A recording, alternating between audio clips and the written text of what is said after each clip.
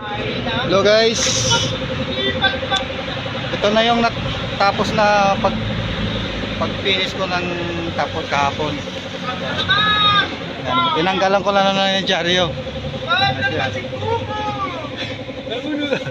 Yan. Ito na siya, tapos na yan.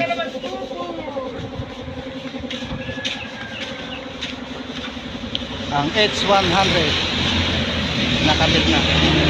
Hindi ako nakapag-video yung yung tatapot kasi busy. Ito na siya. Makintab siya.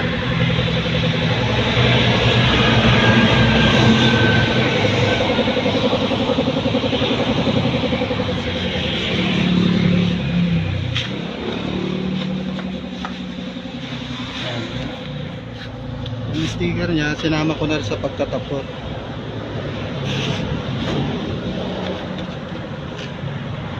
Okay.